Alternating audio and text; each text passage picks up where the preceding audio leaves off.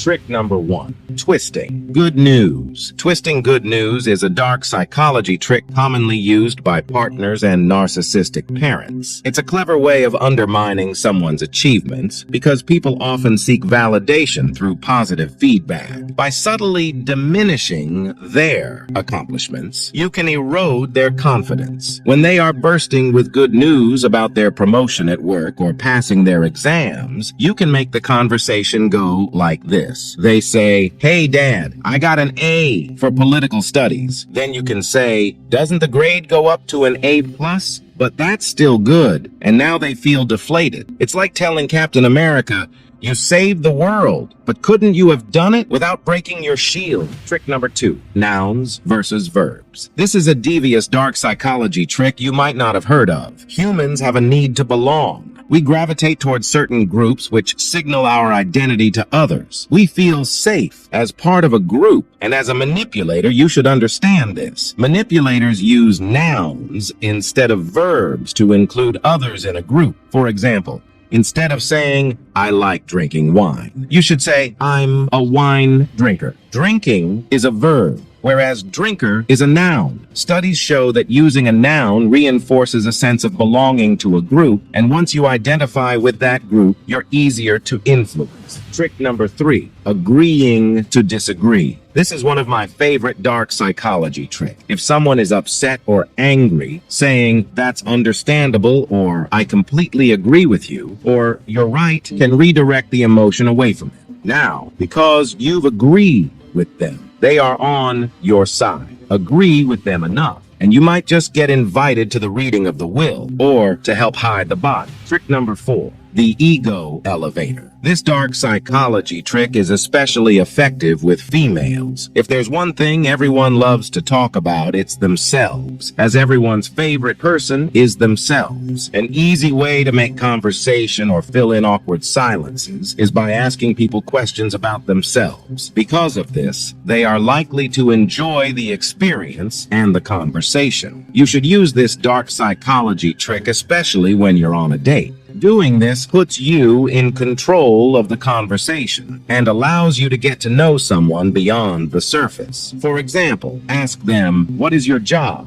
They might say, "Oh, I work in PR." You could respond, "Oh, really? That's probably harder than it sounds." They might say, Yeah, it is harder than it sounds. You're right. People think it's easy, but it's hard." And so on. It's quite easy. Trick number 5. Question manipulation. Studies show that you can manipulate a question to elicit a desired response, and as a manipulator, you should master this tactic. Let's break this down. When you ask a question, how you phrase it can significantly influence the answer you receive. For example, instead of asking, "What do you think about John?" you could ask, "Did you notice how John is always late?" This prompts the person to focus on John's tardiness, even if they hadn't previously considered it. To get the answers you want, follow these steps. Before you ask the question, decide what answer you're hoping to hear. This will help you shape the question. Add a small hint or assumption in your question. For example, if you want someone to agree that a project is going badly, you might ask, "When did you start thinking the project was going wrong?" This makes it sound like they should feel this way, even if they didn't before. Be clear with your words to guide the person's thoughts. Instead of asking, "What do you think of the new policy?" you could ask, "How do you think the new policy will hurt our team?" This directs their thinking towards a negative view. Ask questions that don't leave too many options. For example, instead of asking, "Do you like this idea?" you could ask, "What do you like most about this idea?" This makes them focus on the positive. Asking the right question is like hiding a body. If you do it well enough, no one ever finds out what really happened. Trick number 6, staying calm. Law 39 of the 48 laws of power suggests stirring up water to catch fish. This means when someone is emotional or angry, you should keep calm. Staying calm and in control makes them appear more triggered and foolish or unhinged. Manipulators know which buttons to press to trigger a person. It's like throwing a grenade into a crowd and standing back to watch the chaos. Trick number 7. The gratitude gambit. This is a very simple dark psychology trick used by manipulators. Say thank you for the tiniest of things, from moving out of the way to handing you a glass of water. Make this consistent until it becomes second nature for them, and they are accustomed to it. Then, withhold your thanks for 1 or 2 instances. They will value your appreciation so much that they will go to great lengths to earn it again. Think of it as the equivalent of Thanos praising Gamora just before he drops her off the cliff. I know you want to become Thanos. You crave power. You desire control. You yearn for the forbidden knowledge. Channel membership is your key to unlocking the hidden chambers of your mind. Limited spots available. The weak will be left behind. Join now or forever wonder what you're missing. Link in the description. Trick number 8. The quid pro quo. There's an art to asking and getting what you want. According to the 48 laws of power, appealing to someone's good nature or gratitude won't suffice. If you want someone to help you, don't just ask for a favor. Instead, consider what they value, something that's important to them. It could be money, recognition, or even just time. When you offer something they desire, they'll be more motivated to assist you. For instance, if you need help with a project at work, instead of saying, "Can you help me with this?" try, "If you help me with this, I'll make sure you get credit for the work." By offering something they care about, you make it difficult for them to decline. Offer them a carrot, and they'll follow you off a cliff. Just make sure to keep the stick hidden until the right moment. Trick number 9. The power of weak. Queen Victoria once said, "We are not amused," which symbolized the repressed mood of the country. As a manipulator, you should know that language is a powerful tool. You should use certain words to influence others. Research suggests that changing the pronoun from I to we subtly shifts our perspective on a task. Using we instead of I changes a request from a personal demand to a shared goal, making it harder to refuse. For example, instead of saying, "I need you to hurry or we'll be late," you should say, "We need to hurry or we'll be late." Trick number 10. The advice advantage studies show that if you want someone to say yes, ask them for advice, not their opinion. Asking for an opinion puts the other person at a psychological distance, makes them objective and able to critique your idea. Asking for their advice draws them in and makes them an ally of yours. Now you're partners in crime, trying to make the best of this idea. Novelist Saul Bellow says, "When we ask for advice, we're usually looking for an accomplice." Trick number 11. The backhanded compliment. Praise is a good thing, right? I mean, who doesn't like compliments once in a while?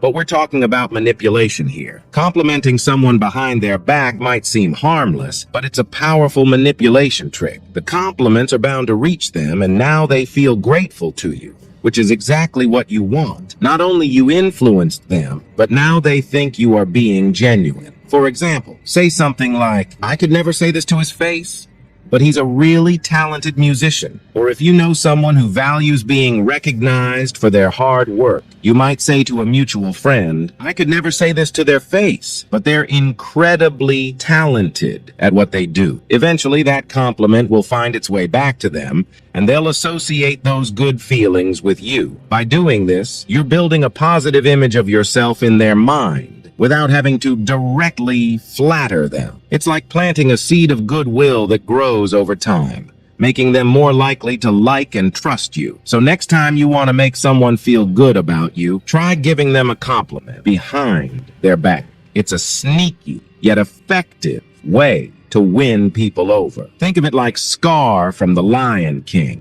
He flatters and deceives while planning his betrayal. They'll be enjoying your compliments while you quietly scheme, much like Scar does with his devious plan.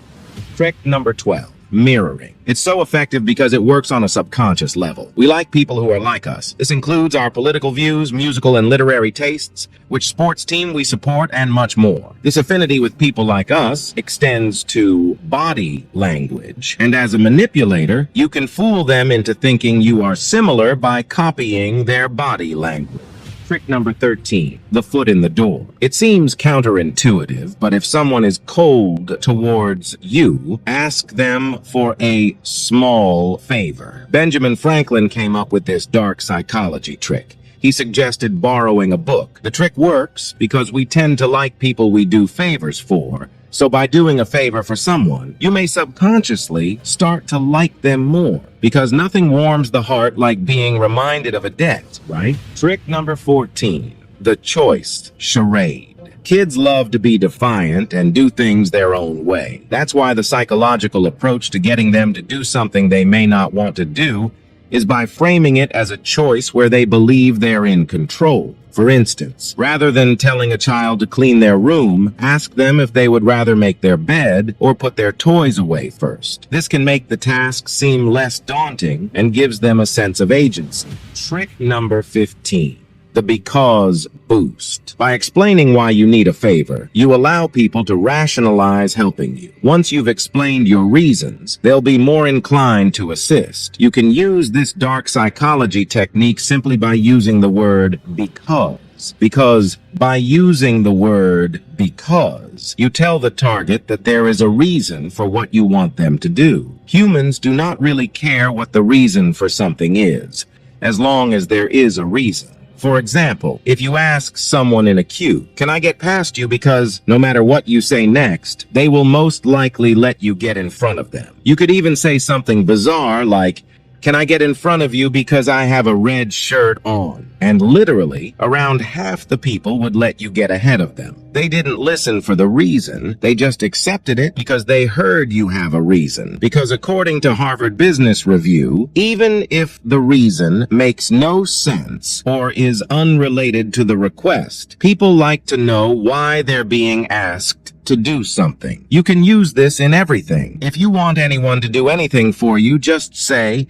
"Can you do X because of X?" And the odds of them doing that thing will skyrocket. This works best for things that are not extremely important, because for important life decisions, the target will want more information. However, this is an amazing technique to use in everyday life if you want someone to do a small favor for you. Now, you might be thinking, manipulation? Ha ha ha ha. Think again. You've only scratched the surface. There's a whole world of darkness waiting for you. Check out my video, 30 Dark Psychology Tricks That Actually Work. It's like a black hole of manipulation. Once you're in, there's no escape. Bye.